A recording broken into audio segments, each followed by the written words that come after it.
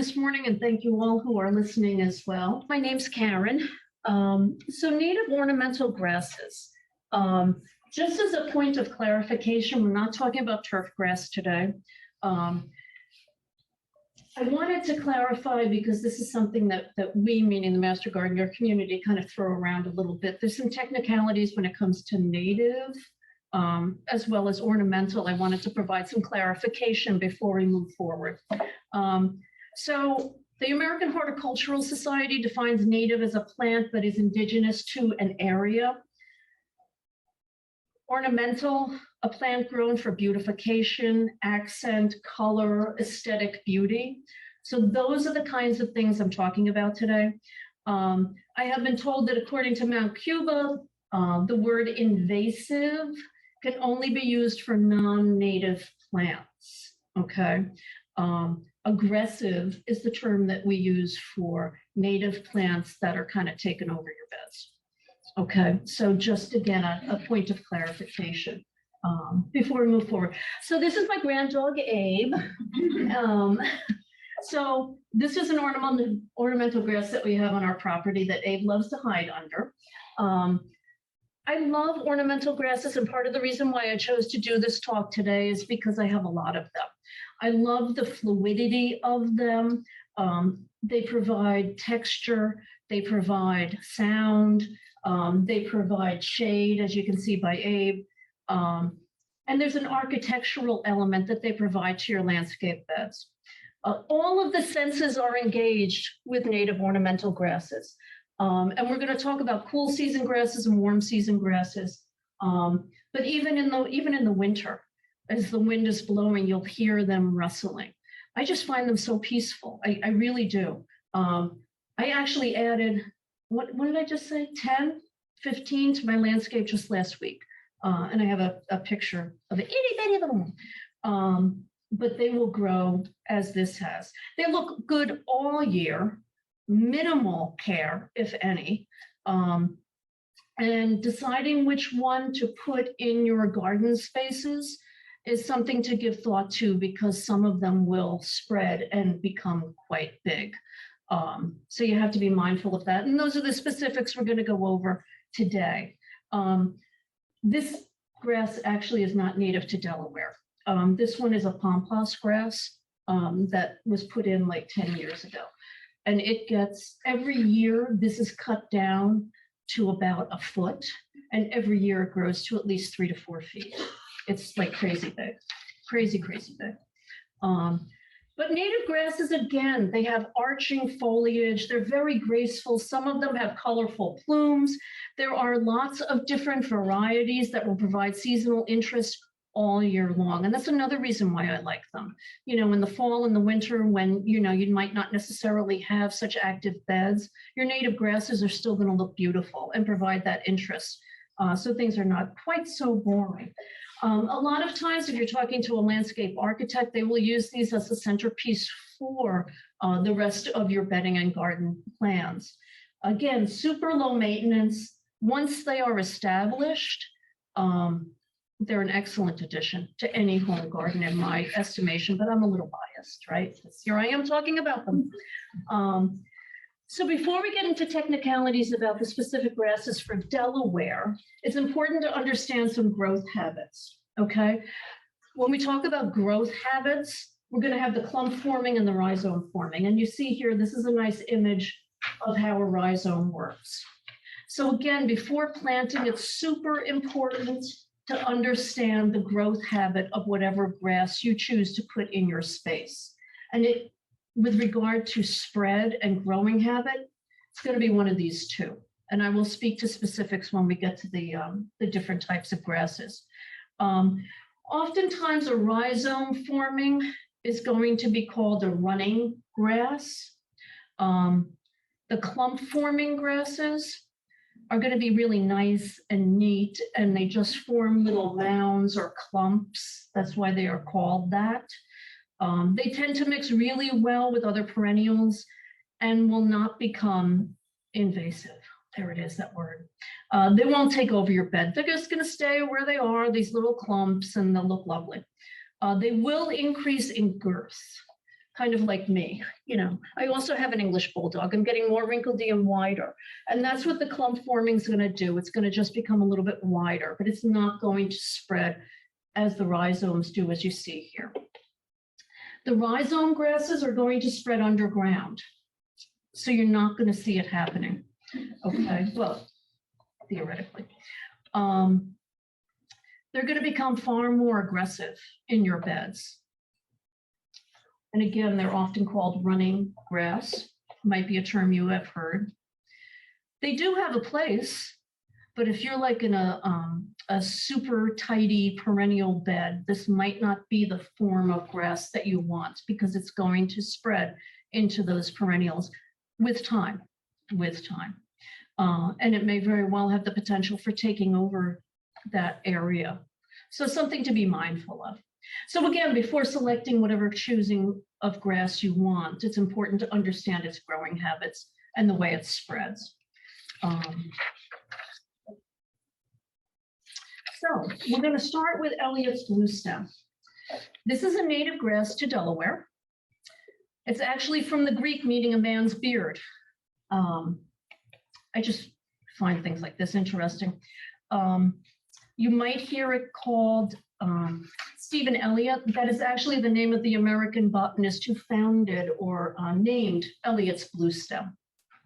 It is a warm season perennial, and it is a bunch forming grass. That's how it spreads. So it's going to get wider. It's not going to spread by rhizomes. Generally 2.5 to 3 feet tall.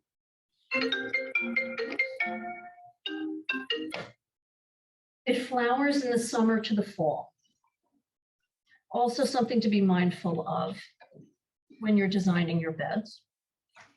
New growth is going to start in the spring, but most of the growth is going to occur in the spring and the summer. The seed heads are going to develop in the fall, and the seed stalks will remain for several months. They have very distinctive seed head clusters, which you can kind of see on this photo. It grows best in open areas. However, it is tolerant to some shade, but it does like the sun. That being said, it adapts primarily to well-drained soil, and it does not tolerate wet sites. So that when we speak of habitat, we would want to speak to open, dry ground, clay soil. It'll even do well in like the pines, if you have an area that's surrounded by pines. I don't know about you, but when I first came to landscaping, the only ornamental grasses I thought of were the ones I saw at the beach. But that is very much not the case, and this would be an example of one of them. Then we come to the common bushy broom sedge. Again, another nice photo here. This will grow 2 to 5 feet. So this guy's tall. Again, thinking of where you're planting and the characteristics of what you would be planting in those beds. Very, very striking in the fall and the winter with these fine hairs that grow these feathery-like, as you see here, areas that are really cool in that they catch the sun. The sheets will become a salmon or orange color in the fall. Again, we spoke about color, we talked about texture, and this is one of them that will change colors during the fall. They have these fluffy flowered heads that resemble, some people say cotton candy, kind of very light and flowing. During the summer, you will see actually a bluish green stem as opposed to what it turns to in the fall. These are really good in, again, sunny areas, low-lying areas might be where you see them. Oftentimes you'll see these in a roadside area. They like pretty much everything. They like loam, they like clay, they like sand. They do like to be in a moist area, which is primarily undisturbed. If there's poor drainage in an area, these guys will be okay. They even prefer it, swales and wetland gardens. That makes them happy, but they do like full sun.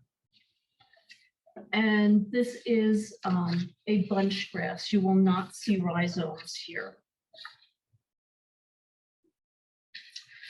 Which brings us to Indian grass. Indian grass is something that you all might see more frequently. It is a perennial native grass that's fed by seeds as well as short rhizomes.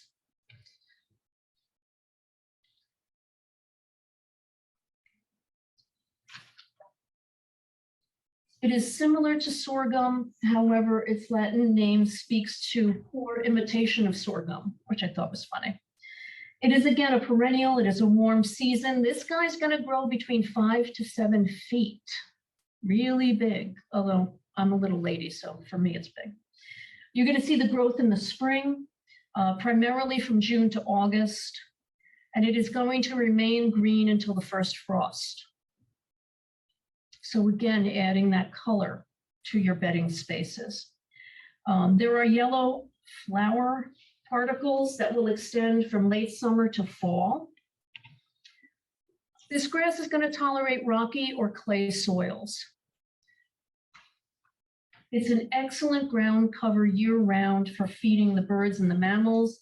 The seeds are eaten by songbirds, and it's highly resistant to deer grazing if that's an issue you have in your properties. Grows best in an average to dry soil, but likes to be well drained and in full sun. It really is pretty easy to grow. It'll even grow in clay-like soils. It'll do well in infertile soils or like poor soil quality. Indian grass is going to be okay, but it does not like shade, so something to be mindful of. You will see these a lot more frequently in mass plantings. At least I have. People will cut these and dry them to display in their homes as well. Again, it's a really nice bunch grass, and it looks really luxurious in your garden beds. Which brings us to purpletop grass. As the name says, purple, right? It is a perennial warm season grass. It's going to grow about 3 to 5 feet tall. It will also grow upwards of 3 feet wide. Pretty big. It does grow by rhizomes. And it has these really nice seed heads that are reddish purple. And those will appear in late summer and continue on into the fall. Really impactful when planted in a group with that beautiful color. And again, the movement. It tolerates salt.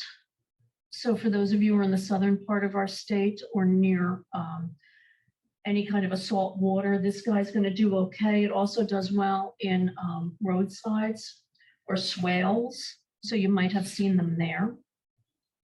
The seed heads, interestingly enough, are kind of oily, which I found interesting. And that's why sometimes you will hear this referred to as grease grass, is an older term people have used. Once the foliage matures, these purple seed heads will appear. And again, these will continue to bloom upwards until November. It is deer resistant, which is a nice thing.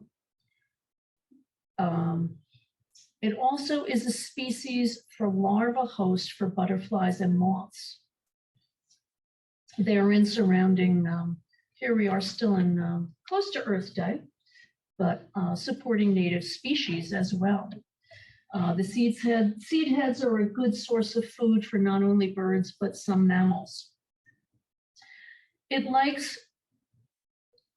can deal with dappled sunlight.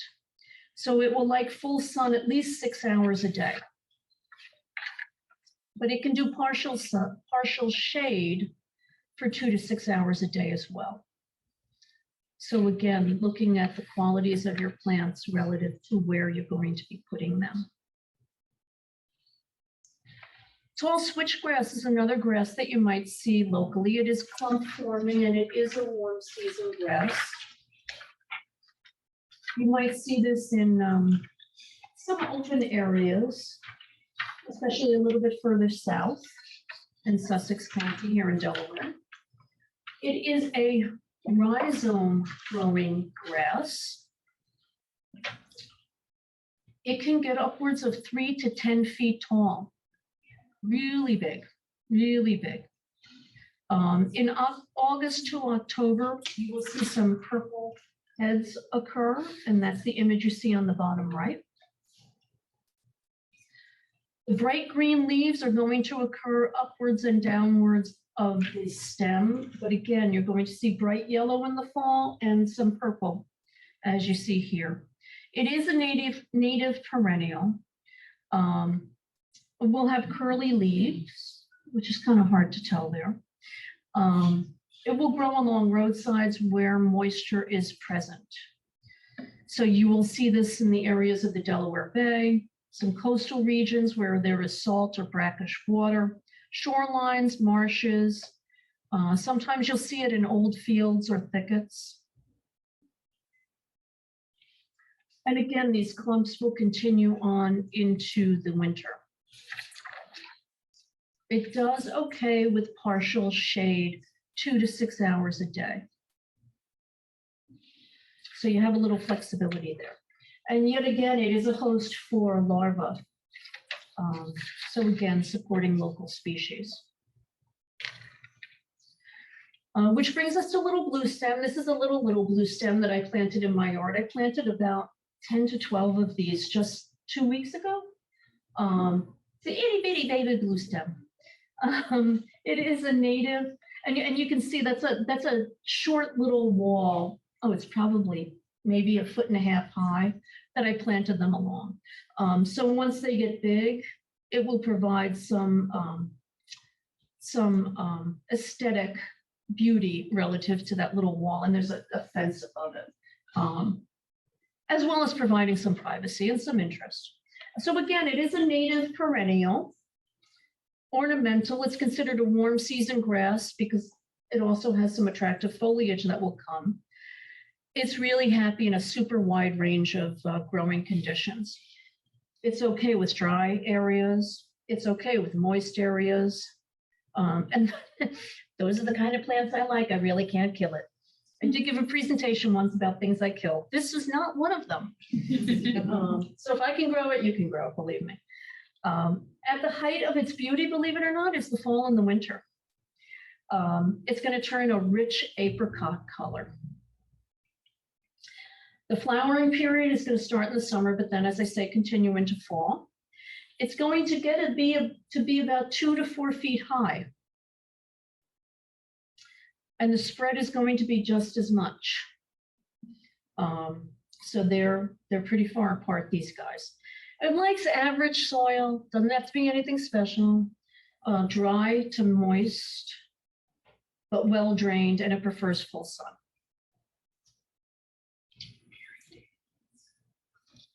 It likes old fields, meadows, roadsides. You'll see this around power lines. I have one of those boxes, that has, I don't know, like Verizon stuff in it. I don't know what it is, but I planted them around this as well. It provides some interest, kind of shields the box, but when the guys come to work on it, they can't damage it either. If they choose to step on it, then so be it, kind of a thing.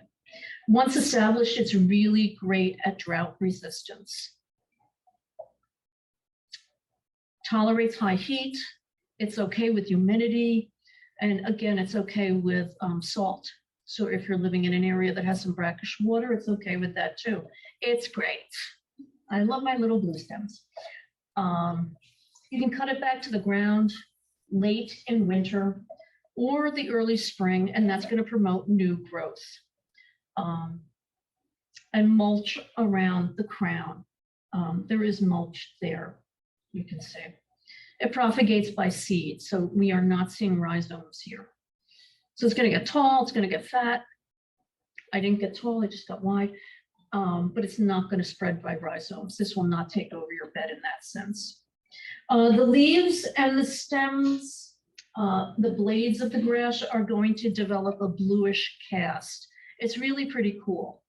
Because this is a baby one, you don't see it here, but it will as it ages.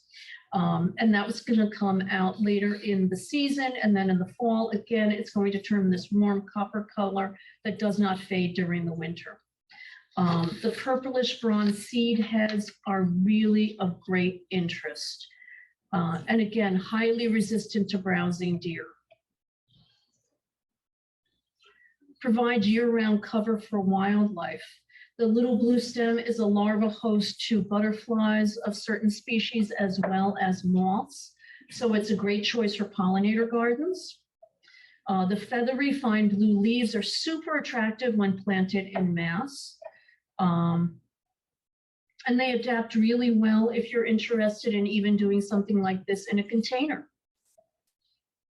It can be used in borders, it can be used in meadows. Love my little blue stem.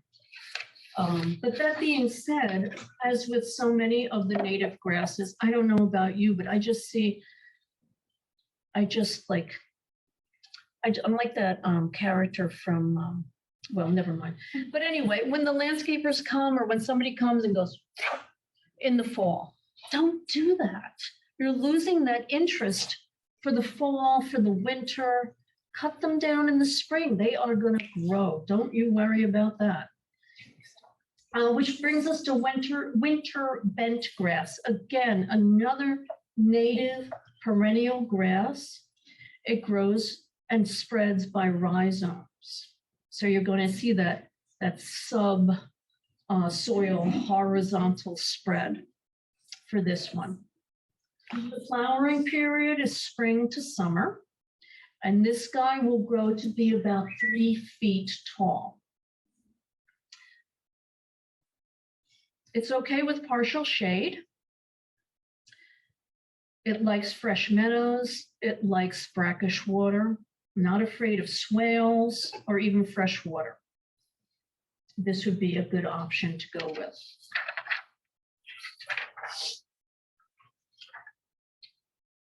Which brings us to the short fawn foxtail. Cool season grass. As you can tell by this photo, it is particularly fond of water. Likes wet places. It could even dry out in the summer and it will be okay, but you will frequently see this in shallow water. It is a I can never say this word. It grows by rhizomes. It's large. It lives for a really long time. It will flower from spring to summer.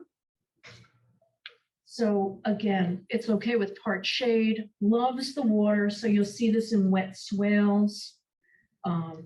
You'll see this in the edges of water. You're not going to hurt it. And what many of us are familiar with is the American beach grass. Again, this is native to our area. The Latin speaks for sand loving, if anybody's interested. Flowers from spring to fall, and it grows by rhizomes, spreads by rhizomes. It forms these new short shoots, and then it pops up. And this is kind of a nice little image showing that how it's spreading. It will grow horizontally 6 to 10 feet annually. So it gets quite large. It does not produce seed heads or seeds. Likes a hot, dry environment. As I had said previously, this is something that you're going to see on the dunes of the Delaware Bay. You're going to see this along the Atlantic coastline. It is used for dune stabilization. Especially along the Atlantic, they have found that it is the best species for frontal dunes along the Atlantic. With regard to revegetation of areas, again, it is useful for erosion control. even in non-dune areas. Where the soil is sandy, droughty, you will see it placed there as well. Best time to plant this, believe it or not, is in October to March in our mid-Atlantic region.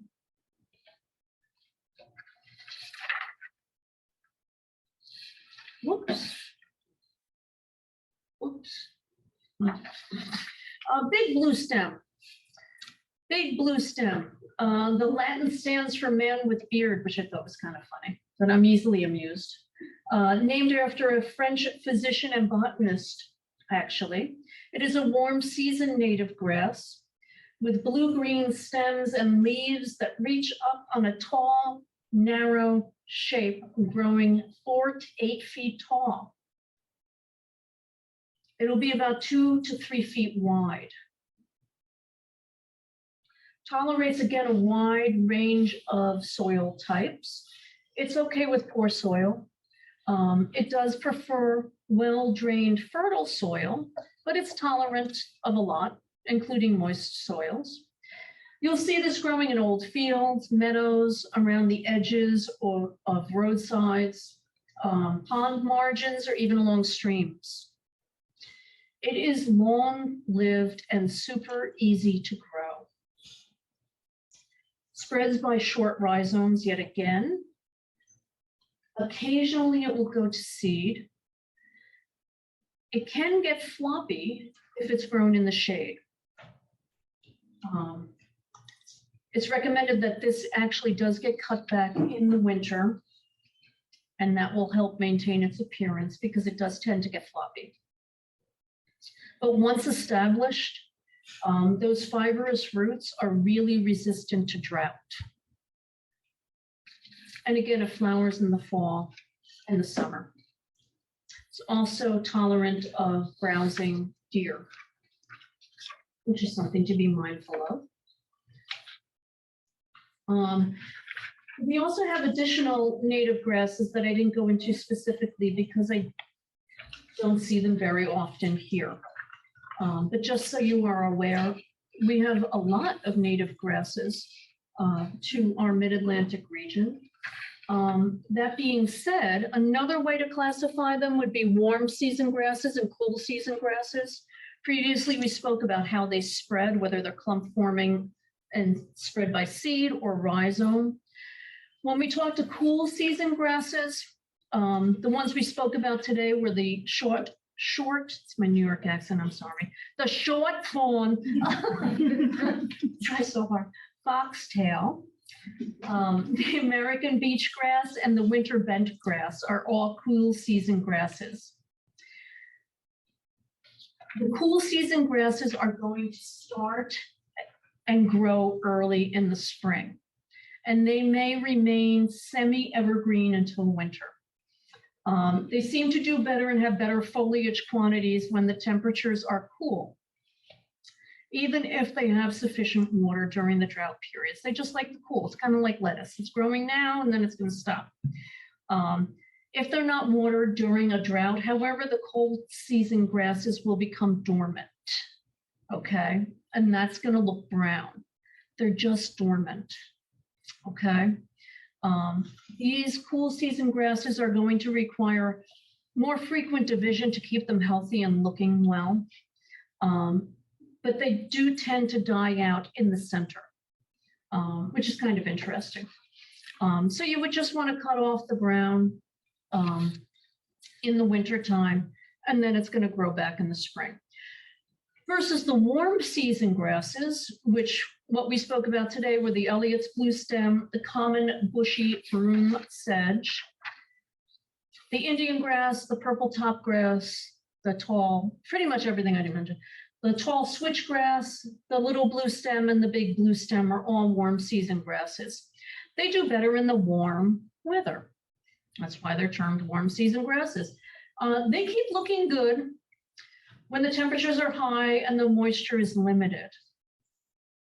They don't begin to show growth until the weather becomes stable and the soil is warmer.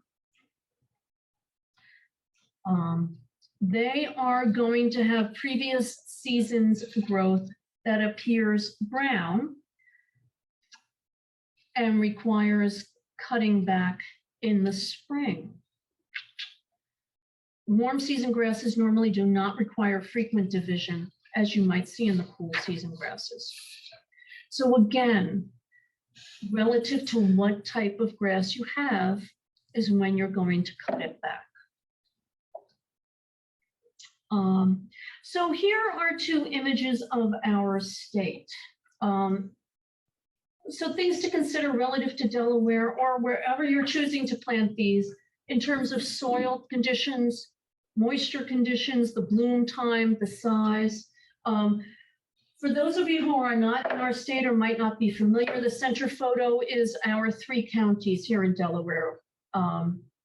And to the right, you see the hardiness zone map. We have 2 zones in our state, 7A and 7B. So relative to soil, ideally the planting should be done in an area that's prepared in the fall. This is one of those occasions where deep tilling would be okay. Fall tillage facilitates freezing and thawing during the winter and improves the growth and workability of the soil around these grasses. If you're not able to do that, sure, till in the spring. That's okay.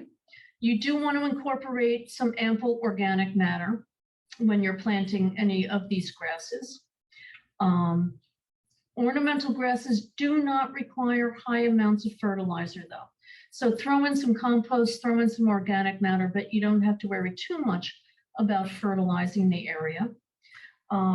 So our state has different types of soil in each of its counties, and I speak in broad generality here. You might find clay soils to be very small with small pore spaces. Those are going to hold more water than some soils you might find in other areas of our state. Clay soils will often become waterlogged. We have clay soil here in Kent County, clearly down closer to the beach in Sussex County, there will be clay soils as well. And again, I speak from broad generalities here. Sandy soils, again, have larger particles and are more well-drained, but oftentimes have poor nutrient holding qualities. Loamy soils, which you might find further up north, are moderately soiled particles and are actually going to hold the water a little bit better. So knowing your soil type relative to where you are is important. Again, size, I try to refer to each plant and the size at which it's going to grow. Some of these grasses are going to grow 5, 10, even upwards of 15 feet. That being said, they might not grow laterally, they might grow horizontally, as I tried to refer to as well. So being mindful of the right plant, right place with regard to size. Bloom time, again, dividing grasses into cool and warm season grasses relative to our hardiness zone as well. The hardiness zones are going to tell you if these grasses are going to survive in winter in your particular area, because we do have people joining us from outside of Delaware. So being mindful of those cool and warm season grasses and when they grow, when they should be cut, which kind of segues into seasonal care, right? Mostly speaking, these grasses do not need to be cut down in the winter. That's like my pet peeve, that and the crepe myrtles. In fact, that's part of the reason why I love them, is because they maintain that interest in the fall and the winter when there isn't potentially as much, right? If they're left standing, the foliage is going to help insulate the crown of the plant as well. If you cut back the foliage to 4 to 6 inches in the spring, it's going to grow back. That crazy pawpaw grass that I showed with Abe in the very beginning, that's what we do. We leave it all winter. It looks beautiful. It's just flowing in front of that telephone box all winter. Cut it down in the spring. I kid you not, it grows like that. It's wild. So when the foliage is removed, the spring growth is going to come earlier. But again, in the spring, not in the fall. The old foliage left on the plant is going to is going to provide that protection, but you're also providing a space for the natural life, whether I want to say life forms, that's from my old teaching days, life forms, from the old, for the other native species to have a place to be that's safe, what have you. When we speak to division, that all depends on your spacing, right? As well as your visual interest. If you want a big clump, that's fine. If you don't, and you just have one plant, that's fine too. This also speaks to its overall health when we talk about division. If the plants are suffering from die out, essentially in the center, that's pretty standard. You can divide them to separate and improve appearance. Again, if you're going to divide them, you want to do it in the early spring before the growth resumes. Okay. Fertilizer, I kind of alluded to this earlier. Unlike turf grass, these grasses are not meant to be walked on. However, they are super easy to maintain. This is not a grass that you want to mow or take your weed whacker to or anything like that, as you would with the turf grass. They require very low levels of fertility. You want to keep the level of nitrogen low. Logging or flopping over can be kept to a minimum if you go in and you divide them yearly or trim them down in the spring. The leaf color and the vigor of the plant are really good indicators of your nitrogen requirements. Just kind of like it's speaking to you, right? Just read what it's telling you.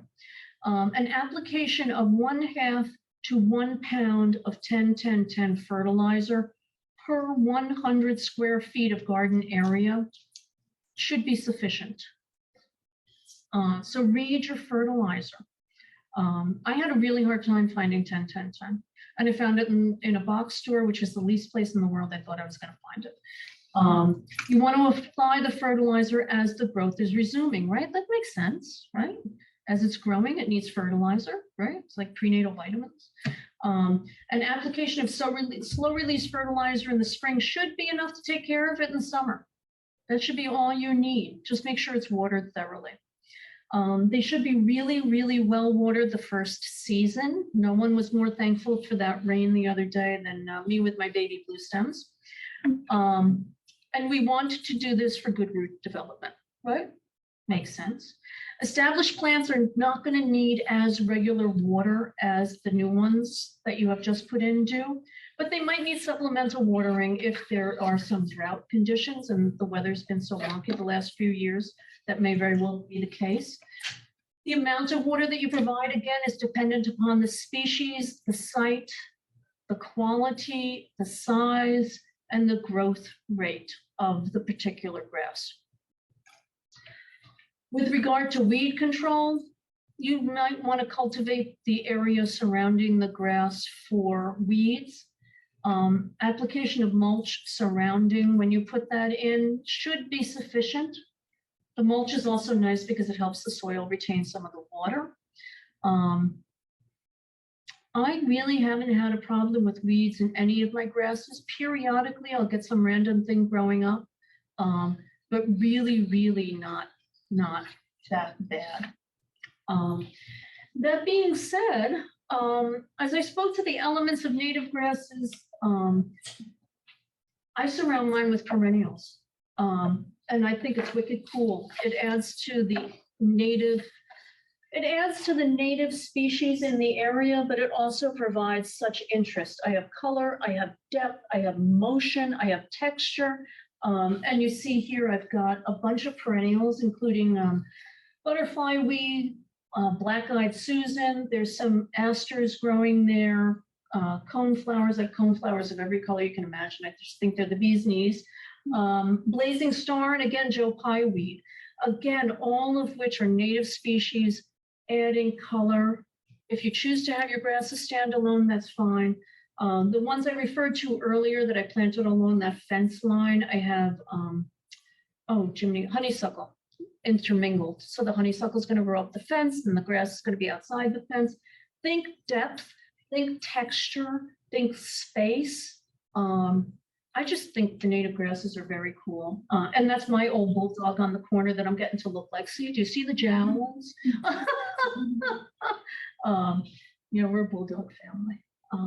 So there's a bunch of references here, and I provided the links for some great resources. For those of you who are in the room, I have some books as well as some of the handouts that I printed from these sites. You're more than welcome to look at. Then we have our little spiel. Keep in mind as well, for those of you that are here in the Parity Center, you can get information about getting a soil test done.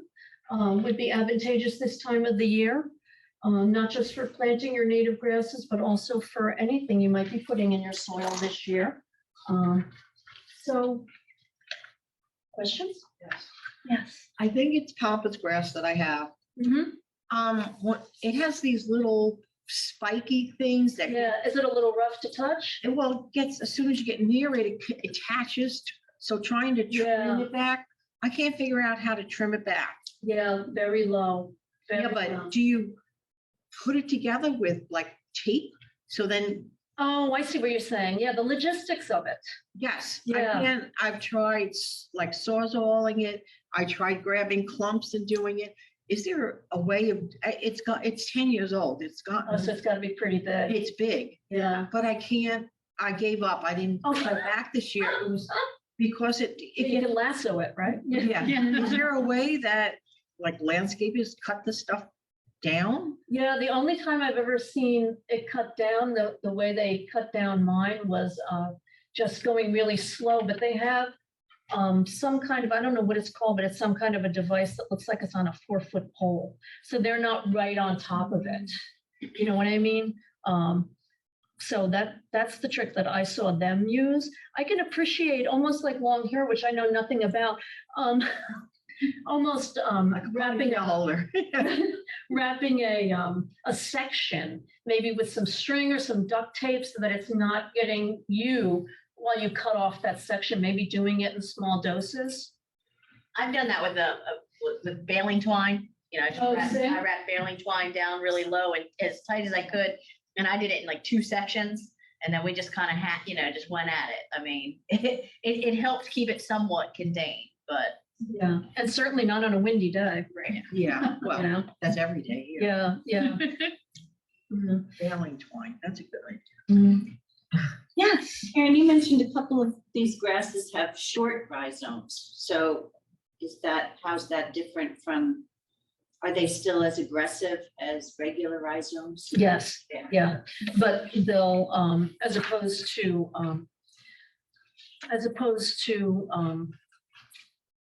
will spread in shorter increments, as opposed to a rhizome that's going to move 4 feet, 6 feet, and all of a sudden pop up where you least expected it. Yeah, exactly. Yes. Are there any of these grasses that are harmful to pets, to dogs, anything like that?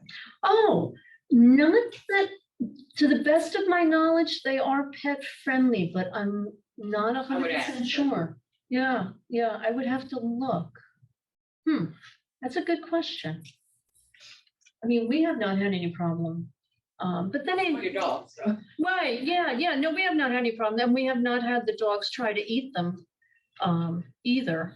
And little Abe will eat anything. So based on Abe, no, I think they're okay. Abe approved. Any additional questions y'all might have? I really encourage you to try some of these in your landscape. The natives sometimes can be challenging to find, though. Yes. What if you don't cut down your grasses at all? Right, you're going to, with the native grass, you're going to find an area in the center that will turn brown and the outside will remain green. And you might want to clear out that center area, but it'll just continue to spread and do its thing. It's either going to get wider or it's going to start other areas with the rhizomes. But as I say, it's not unusual for that center area to become brown. You might want to clear out. Why is that in the center? Because they said so. I think it's probably like lack of air. It's just the way they grow. You know, Yeah, lack of air. probably a lack of sunlight. Because I have probably, noticed that, and I always wondered, why is it, it's right in the middle. Right, right. Well, I also tend to think that they grow, I don't want to say circularly, but they grow from the center outward. So perhaps that's why the growth pattern. It's not like, yeah, but. Can you buy any of these?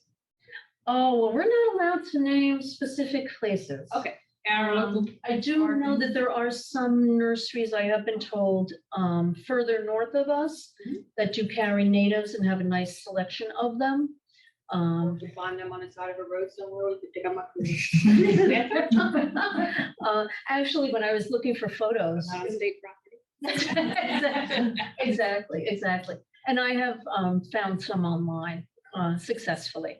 Yeah, but again, looking for these specifics because these are the only ones native to Delaware, which is not to say that others will not grow. It's just a number one, this is a native plant series, but B number two, they will support, you know, all the other creatures in our area and our environment and such. Yeah. Like my pawpaw, that's long since gone. Yeah, that was a Zoom question. Were there any questions online by any chance? No? Oh, here we Which are. grass would be good to use as a privacy fence? Oh, geez. Well, I guess it's all relative to the space, right? If you need a privacy fence that's 3 feet tall versus 10 feet tall. So again, looking at your space relative to what you need. Quite honestly, all of them will provide a nice, all of them, I think, provide a nice privacy aspect, but I do think it's relative to the space you need. Like I planted those baby blue stems, you know, they'll get to be 3 feet tall. That was all I needed for that space. So it's all relative to the space you need, if that makes sense. Right place, right plant, right place, right? Well, thank you very much. I appreciate you all coming and your interest in native grasses. Thank you. Happy growing.